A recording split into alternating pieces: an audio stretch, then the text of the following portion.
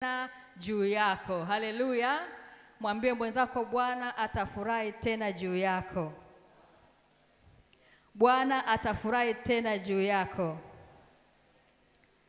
Sasa kweli Bwana anataka kufurahi tena juu yetu, lakini kuna vitu ambavyo vitaondoa furaha ya Bwana juu yetu, navyo si vingine bali ni vingi, ila kimojawapo tulianza kutembea nacho wiki iliyopita ambacho kinaitwa woga, hofu, mashaka na wasiwasi. Haleluya. Kati ya vitu ambavyo vitaondoa furaha ya Bwana juu yetu ni kuwa na woga, hofu, mashaka na wasiwasi, kama ambavyo tulisoma kwenye kitabu cha Timotheo wa pili sura ya 1 pale. Akasema sijawapa roho ya, hatujapewa roho ya nini? Roho ya uoga. Timotheo sura ya 1, Timotheo wa pili sura ya 1 mstari wa 7 anasema pale anasema maana Mungu hakutupa roho ya woga. Kwa hiyo kumbe kama una roho ya woga, Mungu atashindwa kukufurahia, si ndio? Haleluya. Kwa hiyo watu ambao Bwana kwa kweli mwezi huu atawafurahia sana, sema watu ambao Bwana atawafurahia sana. Watu ambao Bwana atawafurahia sana ni kama huyu, msikilize, ambaye yeye ana maneno ya namna hii. Anasema Zaburi ya 27. Huyu Bwana atamfurahia sana. Anasema Bwana ni nuru yangu na wokovu wangu, nimwogope nani? Bwana ni ngome ya uzima wangu, nimhofu nani? Watenda mabaya waliponikaribia wanile nyama yangu, watesi wangu na adui zangu walijikwaa wakaanguka.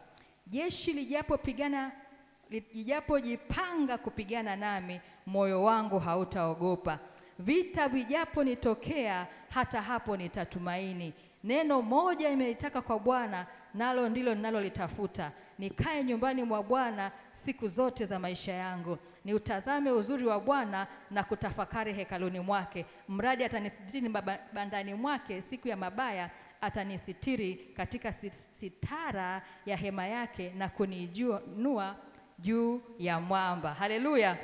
Huyu Bwana atamfurahia sana Juli hii. Haleluya. Ambaye anatembea kwenye Zaburi hii ya 27 anasema Bwana nimwogope nani? Nimwogope.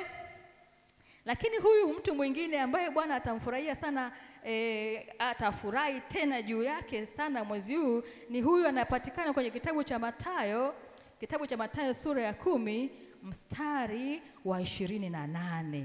Mathayo 10:28 anasema msiwaogope wauao mwili, wasiweze kuiua na roho. Afadhali mwogopeni yule awezaye kuangamiza mwili na roho pia katika Jehanamu. Je, mashomoro wawili hawauzwi kwa senti moja? Wala hata mmoja haanguki chini asipojua Baba yenu. Lakini ninyi hata nywele za vichwa vyenu zimehesabiwa zote. Msiogope basi, bora ninyi kuliko mashomoro wengi. Haleluya. Kwa hiyo mtu ambaye Bwana atamfurahia wiki ni yule ambaye haogopi wanadamu, anaogopa yule ambaye anaweza akaua mwili na roho na kupeleka Jehanamu. Yule ambaye anajua hesabu ya nywele zake, yule ambaye anajua kuamka kwake na kukaa kwake. Huyo ndiye Bwana ambaye atatufurahia tena mwezi huu. Mpe shangwe Yesu anayekwenda kutufurahia mwezi huu. Lakini pia mtu ambaye tumesema kati ya mambo ambayo Bwana yatafanya asitufurahie ni hofu. Sasa kuna huyu mtu mwingine anapatikana kwenye waraka wa kwanza wa Yohana sura ya 4 mstari wa 18. Sura ya 4 mstari wa 18, waraka wa kwanza wa Yohana. Yeye anasema anajua kwamba nataka Bwana anifurahie. Kwa kama Bwana anataka nifurahie, anajua kwamba hofu haifai. Anasema katika pendo hamna hofu, lakini pendo lililo kamili huitupa nje hofu. Yule mtu ambaye anakwenda kuitupa nje hofu, anasema lakini pendo lililo kamili huitupa nje hofu, kwa maana hofu ina adhabu. Hofu ina nini? Hofu ina nini? Kwa yule mtu ambaye mwezi huu atatembea akiwa anatembea katika upendo na kutupa nje hofu, akijua hofu ina adhabu, huyu Bwana atamfurahia sana. Maana Bwana hakutupa roho ya hofu wala roho ya oga, bali alitupa roho ya ujasiri. Mpigie Bwana Yesu makofi. Haleluya. Kwa hiyo huu ni mwezi ambao unatakiwa utembee bila hofu, ni mwezi ambao unatakiwa utembee kwa imani sana, ukijua kwamba mwenye haki wa Bwana ataishi kwa imani, na wanaoishi kwa imani hao Bwana anawafurahia sana. Haleluya. Na mwezi huu unatakiwa ukiomba mambo yako uyaombe kwa imani pasipo shaka yoyote, maana mwenye shaka ni kama wimbi la bahari ambalo linapeperushwa huku na huku, na mtu ambaye namna hiyo Mungu hamfurahii. Haleluya. Mungu hafurahi mtu ambaye anapeperushwa kama mawimbi, anapelekwa huku na huku. Anataka yule mtu ambaye akiomba anaamini pasipo shaka kwamba Bwana anakwenda kufanya jambo kwenye maisha yangu. Ninaamini huyo mtu ni wewe unayeko mahali hapa, na wewe unayetusikiliza una imani kabisa, wala hauna shaka kwamba leo kuna jambo Bwana anakwenda kufanya maishani mwangu. Haleluya. Haleluya. Lakini pia mtu ambaye Bwana anakwenda kumfurahia ni mtu asiye na hofu. Mtu asiye na hofu ni mtu mwenye imani, si ndio? Mtu asiye na hofu ni mtu mwenye imani. Mtu asiye na mashaka ni mtu mwenye imani. Mtu asiye na wasiwasi ana imani kwa Mungu wake. Haleluya. Maanake tunaambiwa pasipo imani hauwezi kumpendeza nani? Pasipo imani hauwezi kumpendeza nani? Kwa hiyo hauwezi kumpendeza Mungu, Mungu hawezi kukufurahia, si ndio? Kwa hiyo hili Mungu atufurahie, tutatakiwa tutembee kwa imani. Sema kwa imani. Sema kwa imani. Maana twaenenda kwa imani wala si kwa kuona. Si unafahamu? Tunaenenda kwa wala si kwa kuona. Hatuendi kwa kuona, tunaenda kwa imani. Imani kwa Mungu wetu ambaye Mungu wetu ni Yesu Kristo. Mpigie Yesu makofi tena mengi na vigelegele, ambaye tumekuja kukutana naye tena leo kwa namna nyingine kabisa. Haleluya. Haleluya. Mwambie mwenzako siogopi. Mwambie siogopi. Mwambie siogopi. Ninaamini. Nitaamini. Siogopi. Maishani mwangu ni Yesu tu. Yule anayesema ni Yesu tu, huyo mtu haogopi. Haleluya. Anayesema ni Yesu tu, huyo haogopi. Basi sasa tunakwenda leo kujifunza somo kutoka katika kitabu cha Marko sura ya 5. Marko sura ya 5. Hapa tulianza na ujumbe wetu wa mwezi ambao unasema Bwana atafurahi tena juu yako mwezi huu.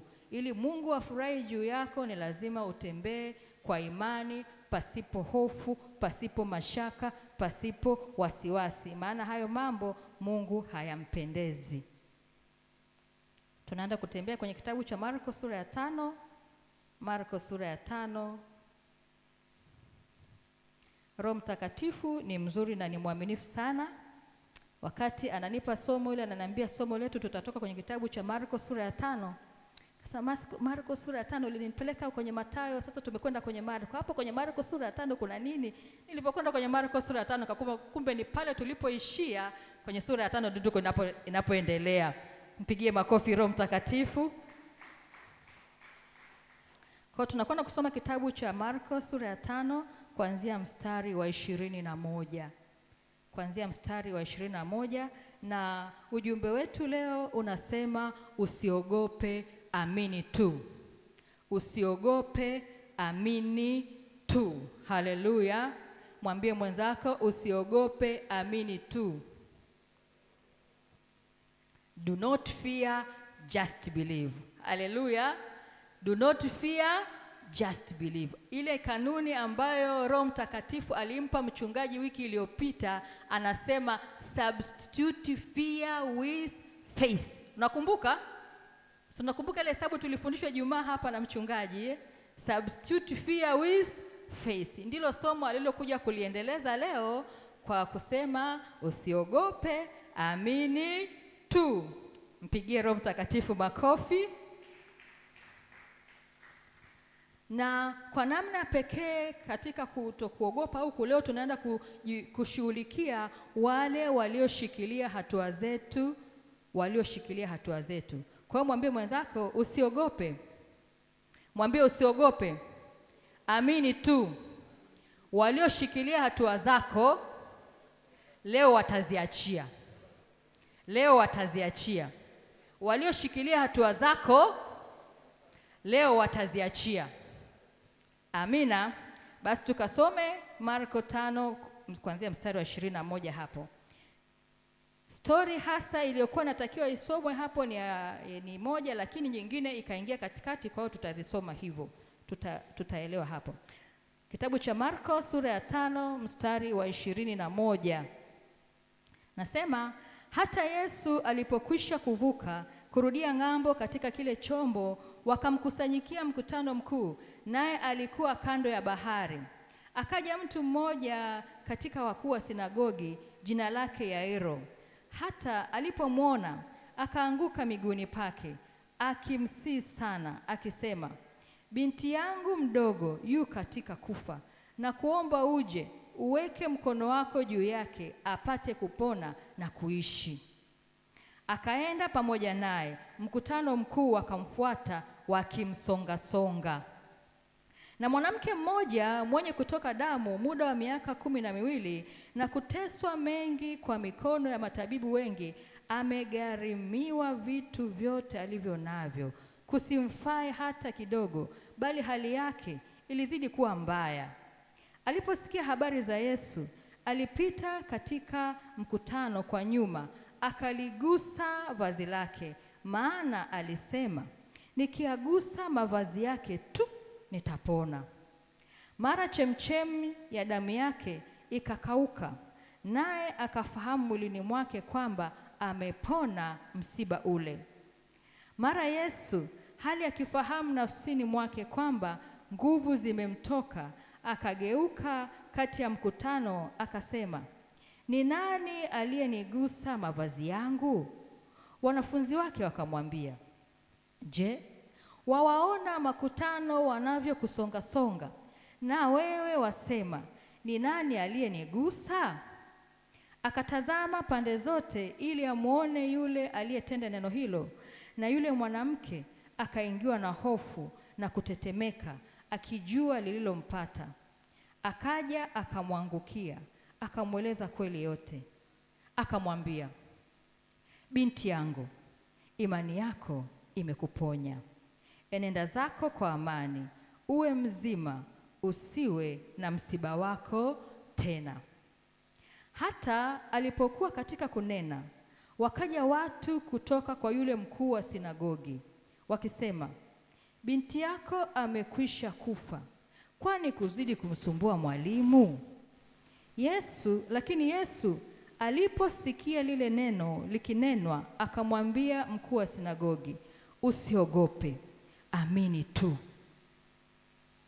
Wala hakumruhusu mtu afuatane naye ila Petro na Yakobo na Yohana nduguye Yakobo. Wakafika nyumbani kwa yule mkuu wa sinagogi, akaona ghasia na watu wakilia, wakifanya maombolezo makuu. Alipokwisha kuingia, akawaambia, mbona mnafanya ghasia na kulia? Kijana hakufa, bali amelala tu. Wakamcheka sana. Naye alipokwisha kuwatoa nje wote, akamtoa babaye yule kijana na mamaye na wale walio pamoja naye, akaingia ndani alimokuwamo yule kijana. Akamshika mkono kijana, akamwambia, talita kumi. Tafsiri yake, msichana, na kuambia, inuka. Mara akasimama yule kijana, akaenda, maana alikuwa amepata umri wa miaka 12. Mara wakashangaa mshangao mkuu, akawaonya sana mtu asijue habari ile, akaamuru apewe chakula.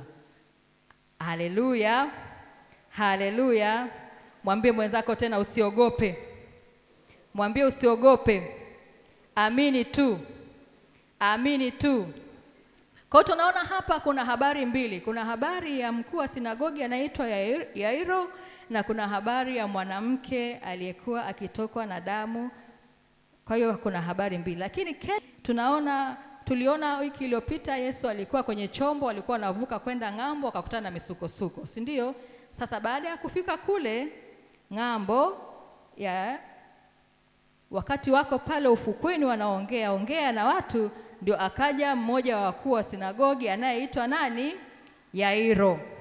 Yairo, mkuu wa masinagogi, ilikuwa kama sehemu za kuombea masinagogi, anaitwa Yairo. Hata alipomwona akaanguka, akamwambia, akamsii akisema, binti yangu mdogo yu katika kufa, naomba uje uweke mkono wako juu yake apate nini? Apate kupona. Sema apate kupona. Sema apate kupona. Hapa tunaona aina nyingine ya imani, si ndio? Tumekuwa tukitembea huku nyuma kuanzia kwa yule akida. Akida yeye imani yake ilikuwa ni imani ya kusema. Haleluya. Sema neno tu na mtumwa wangu atafanya nini? Atapona. Alimwambia Yesu, sema neno tu na mtumwa wangu atapona. Haleluya. Sema imani ya kusema. Kwa hiyo yule akasema Yesu, na kweli Yesu alipomsikiza akasema, na iwe kwako sawa sawa na imani yako. Akasema neno na kule mtumwa wake akafanya nini? Akapona. Haleluya. Lakini tunaona tukakutana tena na imani nyingine. Imani gani nyingine ulikutana nayo? Kuna imani ya kugusa. Imani nyingine nasemaje? Aina nyingine ya imani ambayo umekutana nayo tangu tumeanza kujifunza. Nini? Mwenye ukoma. Yule mwenye ukoma alienda akamwambia Yesu, ukitaka waweza kunitakasa. Aliamini Yesu anaweza kumtakasa, akamwambia ukitaka unaweza kunitakasa. Yesu akasema nataka, takasika. Haleluya. Amen. Sasa leo tunaona kuna imani nyingine inakuja hapa ya kugusa, kuwekewa mkono. Kuwekewa mkono. Anataka Yesu, nenda tu ukamwekee mkono. Huyu akida alimwambia wesemea hapo tu, kule atapona. Sawa? Yairo anamwambia twende na mimi mpaka nyumbani kwangu ukamwekee mtoto wangu mkono ili apone. Yeye aliamini kwamba ni mkono wa Yesu ndio utakayeamsha mtoto wake. Haleluya. Amen. Ndivyo hivyo hata kwenye ibada kuna mtu mchungaji akiomba hapa jumla anaona lakini akimwekea mkono anasema hii imeisha. Ni imani. Sema ni imani. Sema ni imani. Kwa hiyo ndio ilikuwa imani ya Yairo, kwamba Yesu aende akamwekea mtoto wake mkono. Haleluya. Haleluya. Lakini baada ya hapo tumekutana na imani nyingine ya mwanamke aliyekuwa anatokwa na damu. Si ndio? Yeye akasema mimi nikigusa nguo yake tu nimepona. Amen. Nikigusa nguo yake tu nimepona. Na kweli alipogusa tu akapona. Haleluya. Wewe imani yako imekaaje leo? Haleluya. Imani ya kugusa, imani ya kuwekewa mkono au imani ya kusema neno, zote zinafanya kazi katika jina la Yesu. Amina. Amen. Yeah. Kwa hiyo tunamwona Yairo akamwambia Yesu, na Yesu alipomwambia, Yesu akaondoka naye, wakaanza kwenda kwa Yairo, akumbishia kwa sababu alijua ndio imani yake imekaa hivyo. Kwa hiyo akawa anaondoka kwenda kwa Yairo. Wakati wanaenda, watu wamemsonga makutano, ndiko yule mama akapita pale akaingia. Mama aliyetokwa damu kwa muda wa miaka mingapi? 10 na ngapi? 10 na ngapi? 12. Haleluya. Sasa huyu mama kwa kweli alikuwa kwenye hali ngumu sana. Kwa wanawake wanajua ule mzunguko wa kila mwezi, siku zile kadhaa 3, 4, 5 ni nzito, ni mateso, si ndio? Kina mama. Sasa imagine huyu mama ametokwa damu kwa miaka 12 non-stop, yaani haijakata. Miezi 12 mara 12. Huyu mama kwa miezi 144 anatokwa na damu. Ilikuwa ni msiba mkubwa, si ndio? Ndio maana hapa anasema ameteswa, amepita kwa matabibu wengi, amegharimu kila alichokuwa nacho na hakupona. Miaka 12 anazunguka hivyo, na ukisoma kwenye kitabu cha Mambo ya Walawi, sura ya 15, mwanamke anayetokwa damu huwa anatengwa. Si tumesoma? Anatengwa, haruhusiwi kujichanganya na ndugu zake, haruhusiwi kuchanganya na watu, anakaa peke yake, na akikaa kwenye kiti haruhusiwi mtu mwingine kuja kukaa pale. Yaani kulikuwa kuna hayo masharti ukisoma kwenye mambo ya Walawi 15. Sasa imagine huyu mama miaka 12, hiyo ndio hali yake. Manake alikuwa haruhusiwi kukaa na watu, yani alikuwa anaishi maisha ya peke yake, si ndio? Haleluya. Ulikuwa ni msiba mkubwa sana kwa yule mama, msiba mkubwa sana. Lakini ukiangalia huyu mtu anatokwa damu miaka 12, damu haiishi. Huu ni ugonjwa wa kawaida? Huo ni ugonjwa wa kawaida? Miaka 12 damu inatoka non-stop na huyu mtu bado yuko hai. Huo ni ugonjwa wa kawaida? Tunasema hizo ni demonic diseases. Haleluya. Ni magonjwa ya kishetani, ni ataki za kishetani. Na leo kwa jina la Yesu, kama kuna ataki yoyote inafanya kazi kwenye maisha yako ya kishetani ambayo imetibiwa na kutibiwa na kutibiwa, imegoma kama ilivyokoma kwa huyu mama, weka mtego wa imani na leo itakoma katika jina la Yesu Kristo. Kama unaamini sema amina kubwa. Ile shida, ule ugonjwa uliokutesa muda mrefu ambao umeshagharimika, umetafuta solution huku na huku, imeshindikana, weka mtego wa imani. Weka mtego wa imani. Na ule mtego wa imani utafanya kazi kama ulivyofanya kazi kwa huyu mwanamke ambaye alisema nikigusa tu nguo yake nimepona. Na wewe weka mtego wa imani kwamba mimi hiki kitokea tu, mimi mambo yangu hili limekwisha, na itakuwa hivyo katika jina la Yesu. Amina. Kwa hiyo yule mama alisema aliposikia habari za Yesu, aliposikia habari za Yesu, kama ambavyo hata na wewe leo umekuja kusikia habari za Yesu, na tumekuwa tukizisikia habari za Yesu na uweza wake na nguvu zake na utendaji wake. Yesu ni nani? Tumekuwa tukifundishwa, si ndio? Yesu alikuja kufanya nini? Ndio tukumjua Yesu huko. Haleluya. Sasa tumeshasikia habari za Yesu. Kwa hiyo nawe tega mtego wa imani. Kama nilivyosema, huyu mama ametoka damu kwa miaka mingapi? Miaka mingapi? 12. Haruhusiwi kujichanganya popote. Lakini alichukua ujasiri, aliamua kuweka hofu pembeni, akajichanganya kwenye mkutano. Unajua alikuwa haruhusiwi kujichanganya, lakini akasema nitaenda nikamguse Yesu vazi lake, huu msiba unitoke. Kwa hiyo aliamua kuondoa hofu kwamba watanionaje, watasemaje, itakuwaje. Aliweka lengo lake moja, na nataka nikaguse nguo ya Yesu. Haleluya. Kwa hiyo akaingia humo ndani, Naamini waliokuwa wanamjua walimpiga sana kelele. Unaenda wapi wewe? Unafanya nini wewe? Wewe umetengwa wewe. Wewe nini? Hivyo.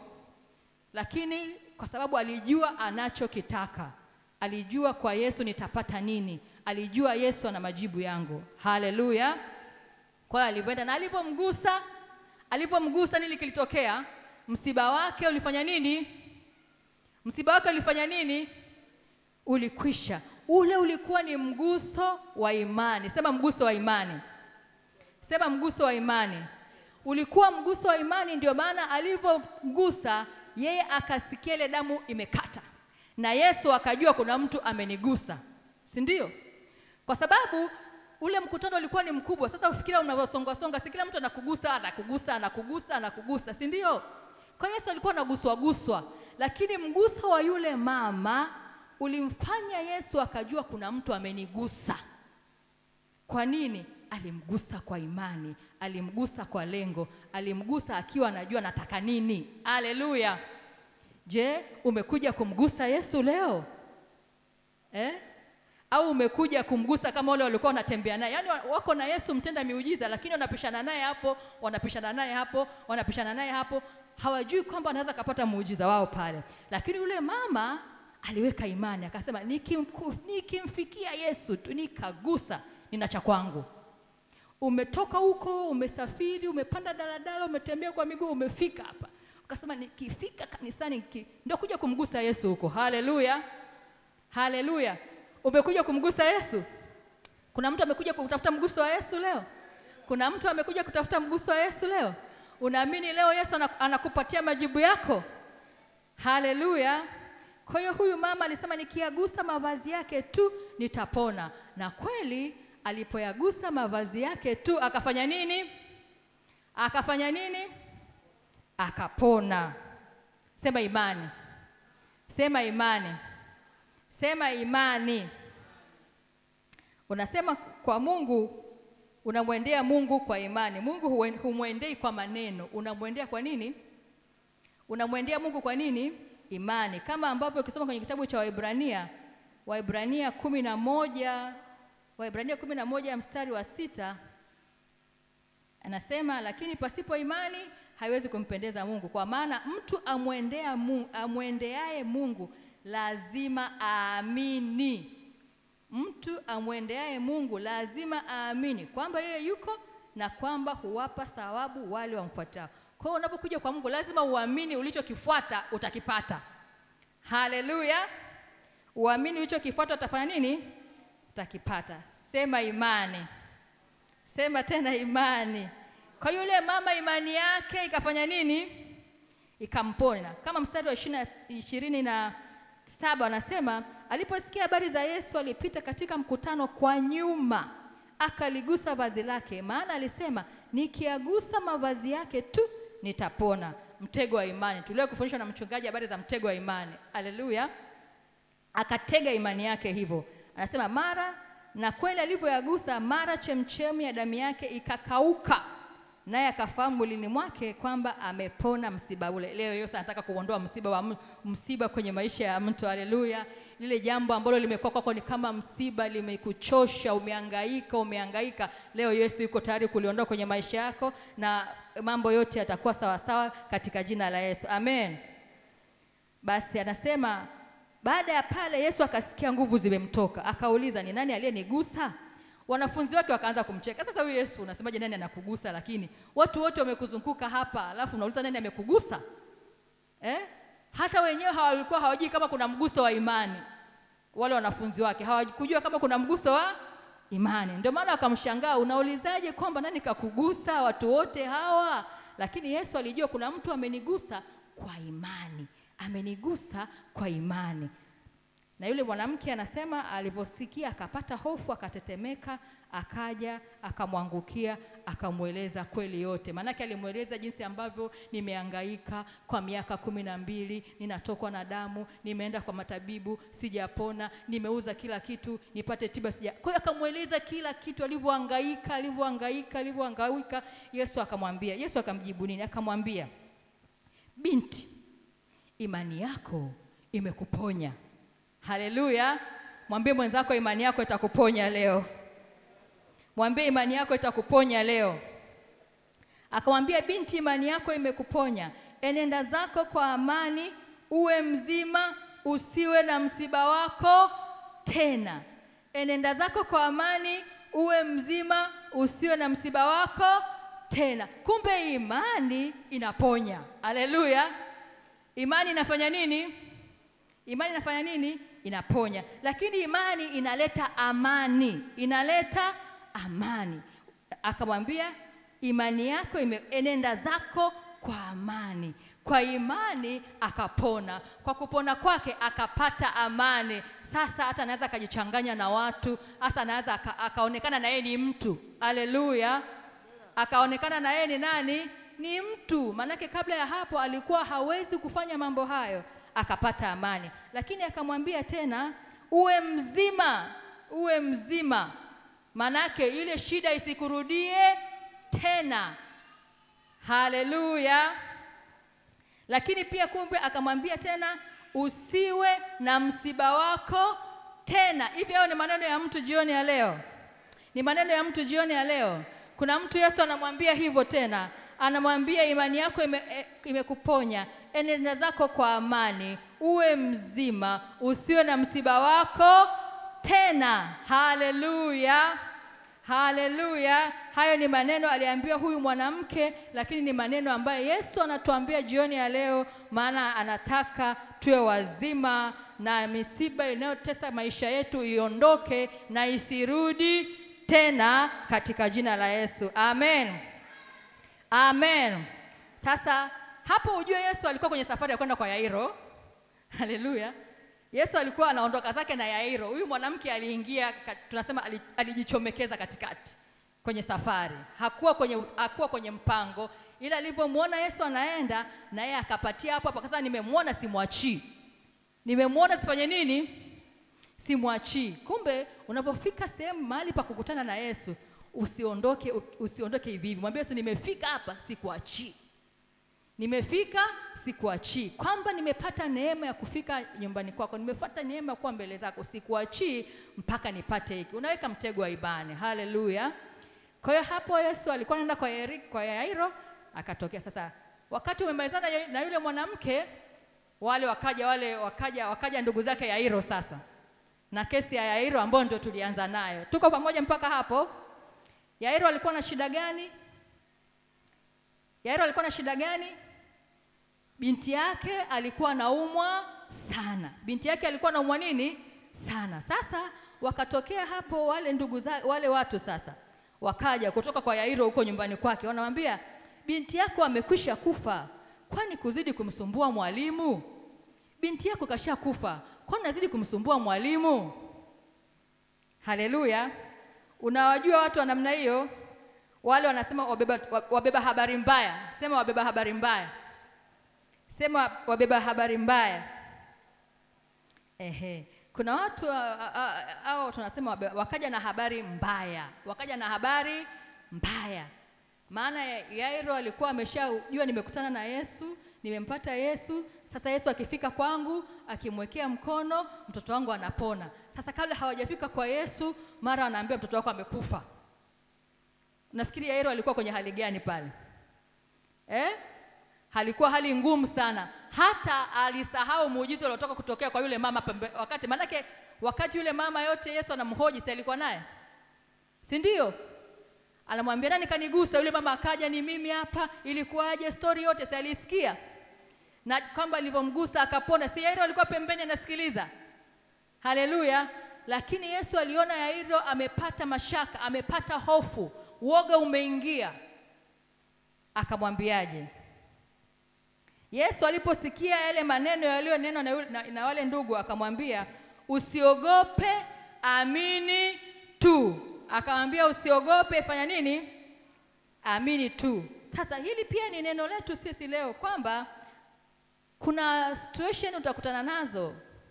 Unaona unaletewa habari mbaya kwamba hicho ni hakifai tena, imeshaharibika, haiwezekani tena. Usiogope. Haleluya. Usiogope. Haijalishi ni ripoti ya daktari, haijalishi ni biashara imekufa, haijalishi imekufa, wewe usiogope. Usiogope. Maana wabeba hizi habari mbaya ni habari ambazo zinaingiza hofu kwa watu. Haleluya. Wabeba habari mbaya, watu wanakuja na hizi habari, unakwambia wanakuingizia hofu. Lakini ukiwa na Yesu unajua kwamba habari mbaya itageuka kuwa habari nzuri. Haleluya. Haleluya. Habari mbaya itageuka kuwa habari nzuri. Ndio maana Yesu akamwambia usiogope. Lakini Yesu anasikia. Sema Yesu anasikia. Sema Yesu anasikia. Sema Yesu anasikia. Anasikia hizo habari mbaya ambazo watu wanakuambia vitu vya kukutisha, vya kukatisha tamaa, vya kukuchosha, vya kukuogopesha, vya kukujaza hofu. Yesu anasikia. Yesu anafanya nini? Anasikia. Kama ambavyo alisikia hizi habari ambazo zilikuwa zimchoshe Yairo. Kama sio Yesu kumtia nguvu pale Yairo, basi angelala chini, hata angenalia kabisa. Lakini Yesu hizi habari anazisikia. Sema anazisikia. Hayo maneno yanayosema juu yako ya kukuchosha, kukatisha tamaa, kukuvunja moyo, kukuonyesha kwamba haiwezekani tena, usijisumbue, achana na huyo Yesu, achana na wokovu, achana na hayo mambo ya kusalisali, achana nayo, hayana maana. Yesu anasikia. Haleluya. Na leo anakuambia usiogope, amini tu. Usiogope, amini tu. Hayo maneno yote wewe yasikilize, lakini yasikukupe hofu, yasikupe woga, yasikupe wasiwasi, yasikukatishe tamaa. Maadamu una Yesu, amini kwamba Yesu atayageuza na itakuwa ni ile iliyokuwa amesema kwamba ni habari mbaya, itageuka kuwa habari njema kwako katika jina la Yesu. Amen. Amen. Kwa hiyo usiogope. Hayo maneno haijalishi, yanasema juu yako, usiogope. Yanasema juu ya ndoa yako, usiogope. Yanasema juu ya biashara yako, usiogope. Yanasema juu ya mume wako, mke wako, watoto, familia, usiogope. Ili mradi uko na Yesu, usiogope. Na ndilo neno alilomwambia Yairo, usiogope. Haleluya. Na mimi nakwambia tena leo, usiogope. Mwambie mwenzako usiogope. Mwambie usiogope. Sijui una hali gani inayokutatiza, lakini Yesu leo anakuambia usiogope. Haleluya. Mwambie tena mwenzako usiogope. Mwambie usiogope. Amini tu. Amini tu. Kwa Yesu alimwambia hivyo Yairo asiogope, aamini. Hata kama ndio wamekuja wanamwambia ameshakufa, usiogope. Si uko na mimi. Maana alikuwa anamwambia Yairo, uko na mimi. Umeona huyu mama miaka 12 msiba umeisha. Unaogopa nini? Uko na mimi. Haleluya. Kuna mtu Yesu yuko ndani yake. Kuna mtu Yesu yuko ndani yake. Kuna mtu yuko na Yesu. Yes, tuko na Yesu. Kwa kama tuko na Yesu, Yesu tukiogopa anatushangaa. Kwani unaogopa? Usiogope, usiogope, usiogope, usiogope, usiogope. Haleluya. Kwa hiyo pale Yairo naona alijitia nguvu katika Bwana baada ya yale maneno ya Yesu kumwambia usiogope, amini tu, akapata nguvu. Sasa na Yesu alipoona ile hawa leta habari ambao wameshampiga sumu ya hofu, akaamua kukata sasa watu wa kufuatana naye. Haleluya. Akamwambia usiogope, amini tu. Wala hakumruhusu mtu afuatane naye. Baada ya wale kuleta zile habari mbaya, Yesu hakuruhusu mtu afuatane naye kwenda kwa Yairo tena. Haleluya. Amen. Ile alimchukua Petro, Yakobo na Yohana. Kwa nini? Katika situation ngumu lazima uwe makini watu ambao utachagua wafuatane na wewe. Haleluya. Haleluya. Kwenye situation kama hii lazima upunguze. Uangalie ninafuatana na nani. Lazima utafute mtu mwenye imani ndio uambatane naye. Amen. Maana ukikosea utakutana na watu ambao watakujaza hofu, watakujaza woga, watakujaza wasiwasi, mashaka, na mwisho wa siku inakuwa badala ya kupata suluhisho unakuta umeharibu kila kitu. Haleluya. Haleluya. Kwa hiyo Yesu yeye akaamua akasema pale hakuruhusu mtu afuatane naye isipokuwa. Sema isipokuwa. Sema isipokuwa. Sema isipokuwa. Kwa hiyo unapokuwa umebanwa na situation ambayo inahitaji imani, hapa ni lazima imani isimame. Uwe mwangalifu ni kina nani utawaruhusu wakuzunguke. Ni kina nani utaongea nao, ni kina nani utaambatana nao. Maana kuna wabeba hofu na kuna wabeba imani. Haleluya. Kuna wabeba hofu na wabeba imani. Ukiambatana ukaamua kwenye ishu yako ukaondoka na wabeba hofu, umekwisha. Si ndio? Lakini ukiamua kuondoka na wabeba imani, umeshinda. Amen. Haleluya. Kwa hiyo Yesu akachagua wachache ndio akaondoka nao. Walipofika pale kwa mkuu wa sinagogi kwa Yairo, wakasikia watu wanalia, wanapiga kelele na nini pale. Yesu akawaambia, mbona mnalia? Kijana hajafa huyo, si ndio? Hajafa huyo. Ujue tunaenenda kwa imani sio kwa kuona. Tunaenenda kwa imani sio kwa kuona. Akawaambia kijana hajafanya nini? Hajafa, lakini kweli alikuwa shakufa. Kwa macho amekufa, kwa imani hajafa. Haleluya. Haleluya.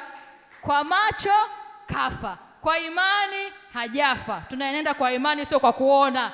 Haleluya. Kwa hiyo situation yako unaweza kaiona ukasema hii imekufa. Ni kweli kwa macho imekufa, lakini rohoni kwa imani haijafa. Ukisema haijafa, ile ya rohoni itajimanifest, itakuja tena mwilini, na huko kulikokuwa kumekufa kutafufuka, kutakuwa na uhai. Haleluya. Haleluya. Kwa Yesu akasema amelala tu. Amelala tu. Neno la imani. Una hali ngumu, una hali ipi ngumu inakutatiza? Hiyo hali wewe sema hii imelala tu. Biashara imekufa, imelala tu, imepumzika hii. Hii baada ya wiki moja itaamka tena. Haleluya. Haleluya. Unaona ni ndoa yako imekufa, nasema ndoa imekufa, unaambia haijafa hii, imelala tu. Haleluya. Sema imelala tu. Sema imelala tu. Hii si imelala tu. Haijafa, imelala tu. Hayo ni maneno ya imani, kwa sababu hatuangalii situation halisi, tunaangalia rohoni, tunaangalia neno la Mungu linasemaje. Amen. Tuko na Yesu aliyekuja kufufua. Vilivyokufa tunajua yuko Yesu anayefufua, vimelala tu. Amen. Kwa hiyo akamwambia huyu amelala tu. Wakamcheka kwa sababu wao walikuwa wanaangalia kwa nini? Walikuwa wanaangalia kwa nini? Kwa macho ya nyama. Sema kwa macho ya nyama. Sema kwa macho ya nyama.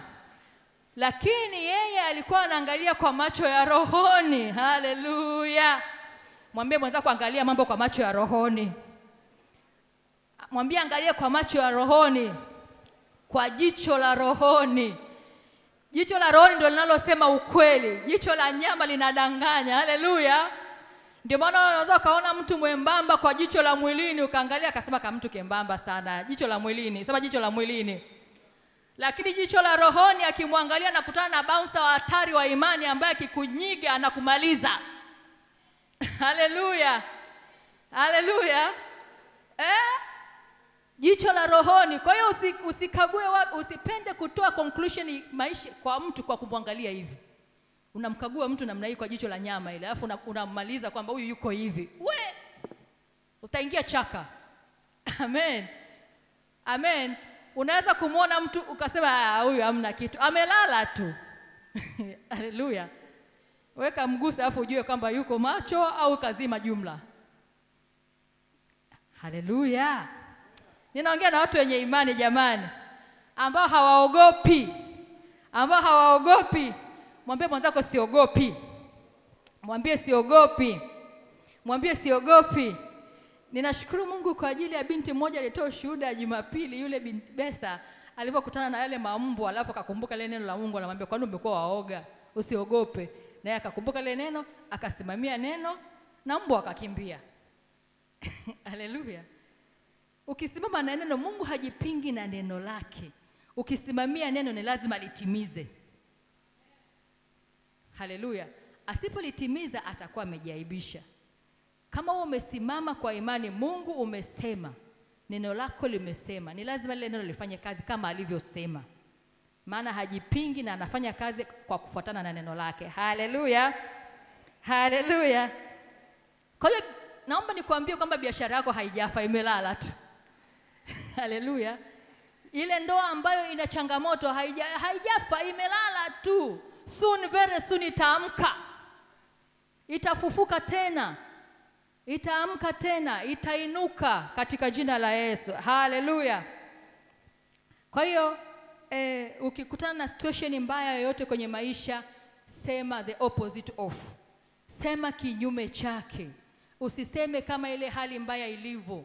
Ukisema kama ile hali mbaya ilivyo, manake umeipa tiki ile hali mbaya itokee kwenye maisha. Yani ule mstari ndio ipigwe sahihi kwamba ndio ishakuwa hivyo. Haleluya. Amen. Ndio maana hatutaki kusema mimi ni maskini. Ukisema mimi ni maskini utaishia kuwa maskini, si ndio? Haleluya. Hata kama huna kijiko, sema mimi ni tajiri sana. Unajua mimi ni tajiri Unajua mimi ni tajiri sana. Tena mimi ni tajiri. Utashangaa sasa mimi ni tajiri, unapozidi kusema mimi ni tajiri, mimi ni tajiri, mimi ni tajiri, akili za kitajiri zinaanza kuja. Mawazo ya kufanya utajiri yataanza kuja.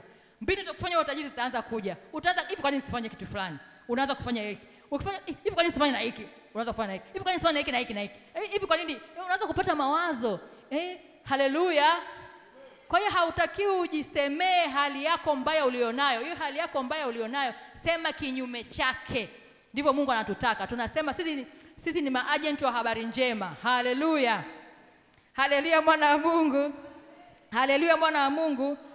Kwa hiyo alipoenda pale akamwambia huyu amelala tu, walimcheka sana. Wangapi washacheka kwa sababu ya kukiri kinyume?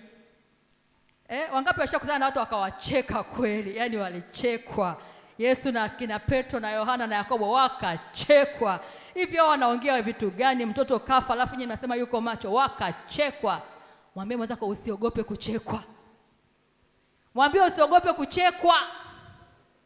Ili mradi unaamini unachokisimamia, usiogope kuchekwa. Waache wacheke. Haleluya. Waache wacheke. Wewe kwa sababu hauangalii kwa jicho la nyama, unaangalia kwa jicho la rohoni. Wewe wanaoangalia kwa jicho la nyama wanacheka, waache wacheke. Haleluya. Mwambie mwenzako waache wacheke. Mwambie waache wacheke. Kwa hiyo ukiamua kutembea katika hiyo lugha ya kusema hii imelala tu. Hii imelala tu. Mbona hapa hamna kitu? Hata aumwe. Watakucheka. Lakini usiogope kuchekwa. Matokeo yataongea. Haleluya. Haleluya. Mwambie mwenzako matokeo yataongea. Mwambie matokeo yataongea. Matokeo yataongea. Kwa hiyo waache wacheke. Wewe unajua unatembeaje kwenye imani yako na Yesu wako. Mungu wako unajua na nguvu na uweza gani. Kwa hiyo wewe waache wacheke. Mimi najua vimelala tu. Vimelala tu. Ila vitakapoamka ndio utajua kwamba havikufa, vilikuwa vimelala tu. Haleluya. Haleluya. Kuna mtu anaona vile alivyovikatia tamaa vikiamka. Kuna mtu anaona zile hali zake alizokuwa amezikatia tamaa zikiamka tena. Zikianza kutembea tena. Zikianza kuonekana tena. Zikianza kustawi tena. Zikianza kushamiri tena. Zikianza kukua tena. Vile ambavyo ulikuwa unaona haviendelee. Unaanza kupata lile katika ulimwengu wa roho tunaviona vinavyoendelea. Tunaviona vinavyokuwa. Tunaviona vinavyojaa. Hata kama vimedumaa kwa sasa. Lakini tunajua vinakuwa, vinaongezeka na vitajaa kwa jina la Yesu. Amen. Kwa hiyo usikatishwe tamaa na vitu vilivyoko sasa hivi hapa. Unasema hamna vimedumaa hivi, havikui.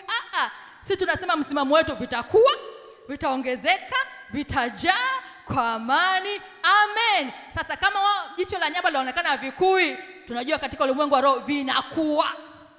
Na ukuaji wake utashangaa siku vikiamua kukua, havitakuwa kwa zile stepu za polepole. Utashangaa vimekuwa tu vishafika pale. Vimewapita na wale waliokuwa wanakuwa polepole. Haleluya. Haleluya. Kuna mtu anasema mimi siogopi. Kuna mtu anasema siogopi. Ninaamini siogopi. Ninaamini siogopi. Haleluya. Kwa hiyo hao wanaokucheka wasikupe shida, waache wacheke, mwisho watachoka. Majibu yako, maisha yako, matokeo yako, mafanikio yako, kuongezeka kwako, kukua kwako kutawajibu. Amen. Sema kutawajibu. Sema kutawajibu. Kutawajibu. Kwa sababu tunaona hawa walimcheka Yesu, akamcheka sana, na alivyoona wamemcheka sana, alivyofika tena pale akaingia akaona hao wachekaji na wenyewe toa nje. Haleluya. Wale waliomsonga kule wakaja na habari mbaya, aliwaacha kule. Mwambie mwenzako acha hao wanaokusonga na habari mbaya hao. Wanakuchelewesha. Haleluya. Wanakuchelewesha, unawaacha huko. Yesu aliwaacha kule. Akafika kwa Yairo. Amefika kwa Yairo akakuta na wachekaji. Wakamcheka sana. Walipomcheka sana akawatoa nje. Akamwambia tokeni nje, msinichoshe hapa. Haleluya. Haleluya. Wanakucheka toa nje kwenye system ya maisha yako, watoe. Haleluya. Haleluya. Watakuchelewesha, watakucheleweshia muujiza wako, watakucheleweshia mambo yako kuamka. Kuna mtu ananielewa? Wale wanaocheka imani yako, wanaocheka misimamo yako, wanaocheka staili za maisha yako, wanaocheka wanakuona mshamba wewe, wanaocheka wanakucheka wanakuona umepotea, wanakucheka kwambia wewe kila siku Bwana Yesu asifiwe, wanakucheka. Hao toa nje. Haleluya. Haleluya. Yesu alipofika aliwatoa nje, akaingia yeye na Petro na Yohana na Yakobo na baba mtu na mama mtu, akaingia nao hao.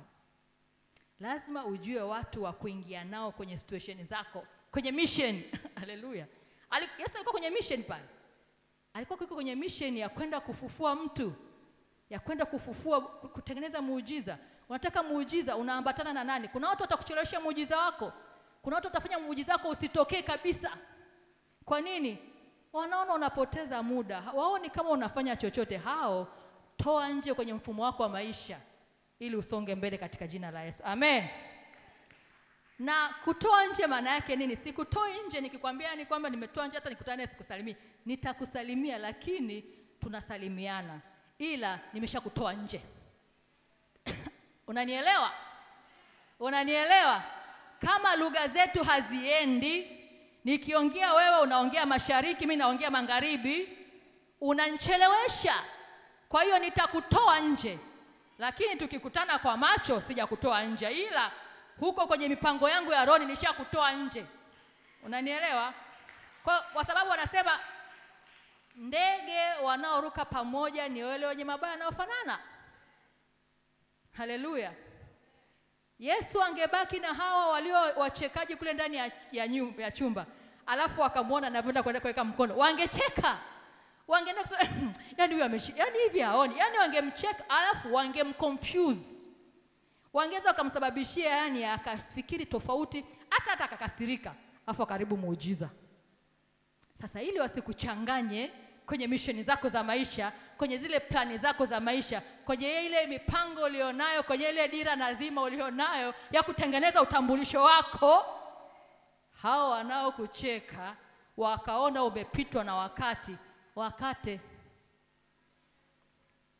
Tembea na yule ambaye anaamini maono yako, anaona unakoelekea, anaamini, kwanza ana imani kwa Yesu, ambaye anajua yani siweki kwamba usio na marafiki tunaendelea nao. Ndio maana nimesema tutakuwa tunaongea, lakini kuna issues zangu ambazo ninajua ninaenda kukaa na nani mezani tulizipange. Kuna mtu amenielewa hapo? Kuna mtu amenielewa hapo?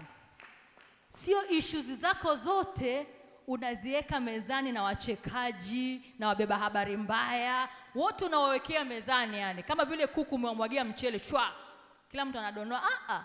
Issues zako nyingine unajua hii issue hii ninamhitaji Petro, Yakobo na Yohana. Haleluya. Ndio wanaoweza wakanitoa hao, nikiondoka nao hapa tumetoka. Haleluya. Haleluya. Alivyoenda mbele akaona hii issue sasa, kwa sababu kuna na issue yenyewe na wale wazazi walikuwa na watoto asiaka, lazima na wenyewe washuhudie kinachoendelea. Ndio maana akaongeza baba na mama wakaingia na wenyewe kule ndani. Kwa hiyo tuwe makini na haya mambo ya imani. Ukiwa unachokiamini, sio kila mtu anaamini unachokiamini. Haleluya. Sio kila mtu anaamini unachokiamini, si ndio? Kwa hiyo Yesu yeye alikuwa anaamini mtoto amelala, lakini wale walikuwa hawaamini kama mtoto amelala. Yeye alikuwa anajua wale wakacheka, huyu anaongea vitu visivyofaa, havina maana. Nakwambia hiyo kesi yako inayokusumbua, hata kama walishacheka, hiyo leo Yesu anaimaliza. Yesu anaimaliza. Haleluya. Yesu anafanya nini? Anaimaliza. Kwa hiyo akaingia, na tunaona hapo akafika tu kama ambavyo Yairo alimwambia naomba akamwekee mkono, na yeye alipofika pale akamshika mkono, akamwambia kijana inuka, talita kumi. Kijana amka. Aliyelala akafanya nini? Hakuwa amekufa, alikuwa amelala. Aliyelala akafanya nini? Ila kwa wale alikuwa amekufa. Haleluya. Haleluya. Mambo yako hayajafa, yamelala tu. Yamelala tu. Yamelala tu. Siku ya leo ni siku ya kwenda kuinuka. Atainuka katika jina la Yesu. Kwa kijana akainuka, wakashangaa. Sasa wale waliokuwa wanacheka wakapata majibu yao. Haleluya. Ndio maana nakwambia majibu yatasema. Sema majibu yatasema. Wale waliomcheka wakasema amelala, wakawacheka. Kweli aliponyanyuka pale, si walisikia amenyanyuka? Zile kelele na vicheko ziliendelea? Ziliendelea? Zilinyamazishwa Si zilinyamazishwa? Ndivyo hivyo hizo kelele zinazoendelea kwenye maisha yako Yesu atawanyamazisha. Kwa matokeo, kwa majibu, kwa jinsi anavyokwenda kufanya kwenye maisha yako, watanyamaza kimya, watabaki wanashangaa. Haleluya. Watabaki wanafanya nini? Hawa walipigwa na mshangao mkuu. Kuna mshangao mkuu unakwenda kutokea kwenye maisha yako. Yale waliosema hayawezekani, wale waliosema haitakaa iwe, wale waliosema hii itakuwa, nakwambia yuko Yesu mtenda miujiza. Tega mtego wa imani. Weka mtego wa imani. Na huo msiba utakwisha, na watashangaa, hawatajua kilichotokea, lakini wewe unajua sikuogopa, niliamini tu. Haleluya. Pigie Yesu makofi mengi na vigelegele, mtenda mambo haya. Kwa hiyo usio na wasiwasi. God's time is the best. Muda wa Mungu ndio muda sahihi. Muda wa Mungu ndio muda sahihi. Usiseme kwamba imechelewa, usione kwamba ananepo. Unajua wakati Yairo, wakati wanaenda ile safari, yule mwanamke alivyoingilia pale, nafikiri alitamani kumwambia Yesu, Bwana mwambie utarudi naye baadaye Bwana. Usisubiri mtoto wangu kule kazidiwa. Haleluya. Amen. Kwa sababu yule mama aliingia tu pale kwenye safari ya Yairo. Kwa hiyo naamini alikuwa anaona, lakini Yesu anajua wakati wangu ndio wakati ulio sahihi kwa na nitakalo lifanya lazima limpe baba yangu utukufu. Amen. Wao nafikiri angeenda akamkuta yule kijana bado ni mzima, amezidiwa tu. Ule utukufu wa Mungu ungekuwa mkubwa kama alivyokuta amekufa akamfufua. Ungelingana ukubwa wa kwenda yuko mzima, ana hali mbaya, akaenda akamwekea mkono akapona. Sawa? Ni muujiza. Na huu muujiza wa binti amekuta ameshakufa, alafu akamnyanyua mkono akanyanyuka. Ni muujiza upi una nguvu? Upi una nguvu? Wa kwamba yuko mzima kapona au kafa kafufuka? Kafa kafufuka, si ndio? So God's time is the best. Hallelujah. Kuna wakati mwingine mambo yako Mungu anayaacha mpaka yaende, uone amekata roho. Hallelujah. Akiibuka hapo, utukufu wake ni mkubwa zaidi kuliko kama angeakuta alikuwa bado ana hema. Haleluya. Kwa hiyo mwambie mwenzako, Mungu hachelewi wala hawai. Mungu hachelewi wala hawai. Anakuja kwenye situation yako kwa wakati. Anajua nikiingia sasa hivi utukufu wangu utakuwa ni kidogo, lakini nikimpa muda kidogo nitajichukulia utukufu wa kutosha. Maana Mungu wetu anapenda sifa, anapenda kutukuzwa, anapenda kuinuliwa. Haleluya. Anainuliwa kwa nini? Kwa matendo yake makuu anayoyatenda kwenye maisha yetu. Pale ambapo akili zako zimefika sifuri, yeye ndio anataka aingilie hapo hapo. Haleluya. Ili usije ukajisifu kwamba hapa ninaamini nilifanya. Anataka utukufu wote ajichukulie mwenyewe. Amen. Kwa hiyo ukiona vingine unaomba vinaenda, unapata majibu hayaji. Mpaka usarende kwamba hapa nimefika zero. Hapa siwezi tena. Akili zimegoma. Sina pa kuendelea. Anasema now you know kwamba mimi ndio mwenye jibu la mwisho. Sasa ngoja nije. Alafu akija anakuambia Talita 10. Kijana inuka. Kijana kanyanyuka, akaketi, mpe chakula. Haleluya. Amen. Kuna mtu anaamini kwamba mambo yake Yesu anakwenda kuyanyanyua. Kwa hiyo usije ukakata tamaa ukasema eti imekuaje ninachelewa. Mungu anafanya mambo yake kwa ratiba zake, anazijua anavyozipeleka. Anajua anavyozipeleka, na anavyozipeleka anajua atajipatia utukufu mkubwa kiasi gani. Kwa hiyo situation yako, wewe uliyekuja kwenye ibada, wewe unayesikiliza leo, kuna jambo leo Mungu anakwenda kulifanya kwenye maisha yako ambalo litakwenda kuondoa msiba kwenye sehemu fulani ya maisha yako katika jina la Yesu Kristo. Sema amen. Sema amen. Kwa hiyo tunamwona Yesu hivyo. Kwa kweli ni mambo mazuri sana. Huku mwanzo nilikwambia yule mwanamke mtokwa na damu alikuwa haruhusiwi kukaa na watu, lakini ukisoma kwenye kitabu cha Hesabu ilikuwa uruhusiwi. Sheria za Musa.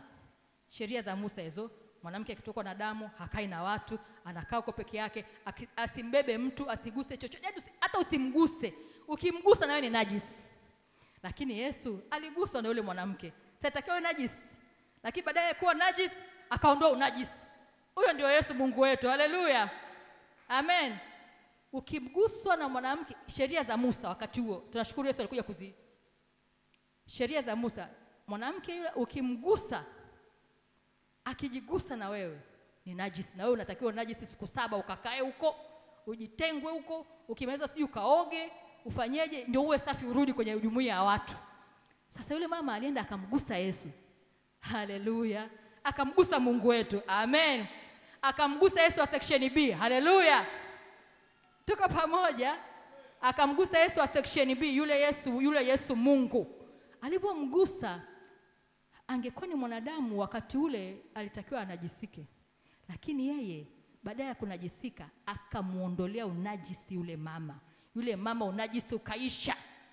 kwa nguvu ya Yesu unajisi ukaisha. Sijui kuna unajisi kwenye maisha yako, nakwambia unajisi wote unaondoka leo katika jina la Yesu. Amen. Manake utatakasika, utakuwa safi. Ukimgusa Yesu mambo yako yamekuwa safi. Yule kile kilichokuwa kinakutesa kinakata pale pale. Sema kinakata pale pale. Haleluya. Lakini pia sheria za Musa hauruhusi kugusa maiti. Ukisoma kwenye kitabu cha Hesabu, huruhusi kugusa maiti. Ukigusa maiti tena tayari na hiyo ni najisi. Unatakiwa uende ukakae huko, jitenge, sijui uoge, ufanye nini, kuna sheria zake. Lakini Yesu alienda, alifanya nini? Aligusa maiti. Na ile maiti ikanyanyuka, akawa mzima. Kwa yule kule kuwa mzima, unajisi haupo. Si yule mtu ni mzima? Kwani amegusa maiti, amegusa mtu mzima pale? Kuna mtu amenipata hapo? Haleluya. Yule mtoto alikuwa amekufa, ile ni maiti. Yesu alipoenda akamwambia talita 10.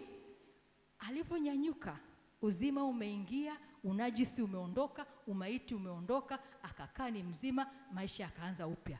Huyo ndio Yesu aliye Mungu wetu. Mpigie makofi mengi na vigelegele. Yale yalionekana yamekufa, akiagusa yananyanyuka, yanaishi tena katika jina la Yesu. Amina. Kwa tunaona hizo story mbili za hao mabinti wa Yesu. Sema mabinti wa Yesu. Sema mabinti wa Yesu. Maana kulikuwa tuna binti Yairo na mama mtoka damu. Si ni mabinti wa Yesu hao ambao walikutana na changamoto? Haleluya, mabinti wa Yesu. Sasa hao mabinti wa Yesu walikuwa na vitu vinafanana. Wote walikuwa na msiba. Yaani wote kwanza ni miaka 12. Umesikia miaka 12 eh? Si umesikia 12? Mama katokwa damu miaka mingapi? Yule binti aliyekufa alikuwa na miaka mingapi? 12. Imagine yule mtoto tangu amezaliwa mpaka miaka 12 ndio yule mama alianza kutoka na damu. Tangu yule mtoto anazaliwa mpaka miaka 12 mtoto amefikisha. Haleluya. Unapata hiyo picha? Lakini huyu mama kwa miaka 12 alikuwa anaishi upweke. Huyu kwa miaka 12 yuko na baba yake na mama yake wanaishi, si ndio? Sema miaka 12. Kwa unaona tulikuwa na mabinti hao wazuri wa Yesu ambao Yesu kwa kweli aliwafurahia na akawaponya, ambao situation zao na wote walikuwa na msiba. Huyu alikuwa na msiba wa kutokwa na damu, lakini na huyu binti naye alipata msiba, manake alikufa. Yule hali yule mama ya kukaa peke yake ilikuwa ni msiba ule, si ndio? Ni sasa sana kama mtu alikuwa amekufa tu, kama anaishi mwenyewe huko, hana watu, haongei na watu, aisha ni kufa kule. Na huyu binti alikuwa amekufa, lakini Yesu alipokuja akaondoa msiba wa mwanamke na akaondoa msiba yule binti mwingine, na wote wakawa wazima tena, amani ikaingia kwenye maisha yao. Na ndivyo wanavyokwenda kufanya kwenye maisha ya mtu leo katika jina la Yesu. Amen. Amen. Kuna mtu leo imani yake imekaa vizuri zaidi, anasema mimi siogopi. Siogopi, ninaamini. Yesu, ninakuamini, siogopi. Haleluya. Yesu anasema usiogope, amini tu. Usiogope, amini tu. Usiogope. Malizia. Usiogope. Usiogope. Usiogope. Sasa tumeona hizo kesi mbili. Unaona huyu mama, ugonjwa ulizuia hatua zake za maendeleo, si ndio? Kwa miaka 12 huyu mama alikuwa hawezi kukua, kuongezeka wala kujaa. Kwa nini? Ugonjwa ulikuwa unakula hela yake, umekula mali zake, umekula muda wake. Hawezi kufanya chochote kwa sababu ya haruhusiwi kujichanganya. Hata akisema fanya biashara, anamuuzia nani? Hawezi, kwanza haruhusiwi. Haleluya. Hatua zake zilikamatwa na ule ugonjwa. Amen. Unaelewa hapo? Hatua zake za maendeleo za maisha zilikamatwa na ule ugonjwa. Lakini huyu binti naye aliyeumwa, hatua zake zilikamatwa na kile kifo. Mauti aliingia pale. Baada ya hapo imeisha. Lakini Yesu akija anakata na kuondoa vyote vilivyoshikilia hatua zako na kuanza tena maisha ili uanze kukua, kuongezeka na kujaa. Ambalo hilo ndilo agizo la Mungu alilolitoa kwa mwanadamu pale bustanini, si ndio? Aliwaambia enendeni, akawabarikia, akasema endeni mkakue, mkaongeze, mkatawale, mkatiishe, si ndio? Sasa wanaoshikilia hatua zako, manake si wanataka uende kinyume na agizo la Mungu, usiongezeke, usikue, usijae. Haleluya. Na ukienda kinyume na agizo la Mungu, Mungu atakufurahia, hakufurahii? Anakufurahia, hakufurahii? Sasa mwezi huu Yesu anataka tufurahie tena. Haleluya. Maana yake kama kuna chochote, kama ni ugonjwa, kama ugonjwa huu uliokuwa umemshikilia mama kwa miaka 12 ili asikue na kuongezeka na kujaa, asimiliki na kutawala kama Mungu alivyoagiza, Yesu akakomesha hilo. Haleluya. Na leo kuna mtu ambaye hatua zake zimeshikwa kwa miaka kadhaa. Sijui ni miaka yako ni 12 na wewe au ni mingapi, ukashindwa kuongezeka. Hatua zako zikawa haziongezeki. Na tusipoongezeka Mungu afurahi. Mungu hafurahi. Mungu anataka aone watu wake wanaongezeka imani, wanaongezeka mali, wanaongezeka afya, wanaongezeka ubunifu. Yale mambo yote mazuri yanaongezeka kwenye maisha. Hiyo ndio starehe ya Mungu. Haleluya. Kwa chochote ambacho kimeshikilia hatua zako ili usiongezeke, kama ambavyo huyu mama alishikiliwa na ule ugonjwa, amini tu, amini tu, amini tu, leo kitaondoka katika jina la Yesu Kristo. Amen. Amen. Kama ni ugonjwa, leo Yesu atauondoa. Kama ni mauti imeachiliwa kwenye mambo yako, ya mauti ile ya kiroho imeshaua mambo yako, ingawa mwilini unaonekana unatembea, kumbe rohoni ulishakufa. Ingawa unaonekana hivi, kumbe mambo yako alishayaua, ili usipige hatua. Leo yuko Yesu aliyemwambia Yairo, usiogope, amini tu. We amini kwamba leo Yesu, hiyo mauti itaondoka kwenye maisha yangu katika jina la Yesu. Amen. Haleluya. Unaamini kwamba Yesu anakwenda kuokoa, kufungua hatua zako zilizokuwa umezifunga? Unaamini kwamba hayo mambo yanakwenda kutokea leo? Unaamini kwamba anakwenda kuachilia hatua zako? Huyu mama aliyotokwa na damu aliachiliwa, aliwekwa huru. Haleluya. Baada ya pale nakwambia Daisy alikuwa anatembea na kujichanganya kule katikati, wale waliokuwa na mnyanyapaa wale akanatembea tena nenda na wagusa kabisa. Haleluya. Maana amekuwa huru. Kile kilichokuwa kimeshikilia hatua zake asiweze kutembea na kumuvu huku na kule kimeondoka. Hatua zake zimekuwa huru. Hamna mtu akumwambia hakuna kwenda pale, hakuna kwenda pale, hakuna kwenda pale. Hayo yote hamna. Alikuwa na uwezo wa kwenda kokote saa yoyote anavyotaka. Haleluya. Kumbe ukiofungwa hatua zako huwezi kwenda, unakuwa umeshalimitiwa kwamba mwisho wako ni hapa. Wewe tushakutenga hapa, na sisi tunasema huko kutengwa hapa leo tumekataa iwe mwisho. Tunataka tuwe huru, tukajae, tukaongezeka na kukua katika jina. Amen. Amen. Wakaona ile sasa hiyo kesi ya mama, kesi ya yule binti, hatua zake zilifungwa na kifo. Wakaona hapa tuue kabisa, yani tumalize. Haleluya. Kuna mambo yako mengi yashamalizwa yasiongezeke, yashamalizwa yasiendelee, yashamalizwa. Haleluya. Lakini yuko Yesu anasema usiogope, amini tu. Usiogope, amini tu. Na hilo mauti na vyovyote vilivyo kwenye maisha yako leo ninakwenda kuviondoa. Uwe mzima, unyanyuke, uende mbele. Na wale waliokuwa wanacheka washangae, wale waliokuwa wamekufunga washangae, kama ni mizimu ya kwenu ishangae, wote waliokuwa wamefanya uhalifu washangae. Wakikuona unapiga hatua, walikuwa wamekuwekea mpaka hapa, watakapokushangaa huko kule. Wanasema imekuaje? Imewezekanaje? Ni Yesu tu nimemwamini. Ni Yesu tu nimemwamini. Ni Yesu tu nimemwamini anayefufua. Ni Yesu tu nimemwamini ambaye nimejua nikigusa imekwisha, akisema imekwisha, akiniwekea mkono imekwisha. Ni Yesu tu amemaliza haya mambo, na leo anakwenda kuyamaliza kwenye maisha yetu katika jina la Yesu. Kama unaamini sema amina kubwa kwa Bwana. Sema amina tena kwa Yesu, ukimpa shangwe, ukimpa shangwe za imani, shangwe za imani, shangwe za imani, shangwe za imani, shangwe za imani, kwamba ninaamini leo kuna jambo unakwenda kufanya kwenye maisha yangu lisilo la kawaida. Ninaamini leo Yesu unakwenda kuondoa vifungu vyote kwenye hatua zangu za kimwili, hatua zangu za kiroho. Leo ninakwenda kuwekwa huru, nitaanza kupiga hatua tena, sio hatua ndogo ndogo, hatua kubwa kubwa, nami nitafika kule kwenye hatima yangu na hakuna awezaye kunizuia, na katika jina la Yesu. Amen. Na baba yangu atanifurahia tena, maana nimeanza kupiga hatua. Haleluya. tunakwenda kufurahiwa na baba. Baba anataka kutufurahia tena, anataka kutufurahia tena. Ndio hivyo connection. Sasa baba yenu anataka kufurahia tena. Sasa msiogope. Sawa? Roho Mtakatifu anakuja na pango. Sasa usiogope. Baba anataka kufurahia tena. Sasa usiogope. Sawa? Kuna hizi kamba hapa zilikuwa zimefungwa. Sasa zinaenda kukatwa ili upige hatua, afu baba kufurahia tena. Haleluya. Maana kuna kamba nyingine umefungwa kama tulivyosema. Kuna saa ulikuwa unaenda vizuri, ulikuwa unapiga hatua zako vizuri, ukajichanganya sehemu. Labda wewe mwenyewe umejichanganya sehemu, au kuna watu wamekuchanganya sehemu, au kuna maroho yamekuchanganya sehemu yakafunga. Baba anasema angalia, haendi. Leo ndio siku baba anataka tuende. Tuende kule. Kila mtu aende katika jina la Yesu. Amina.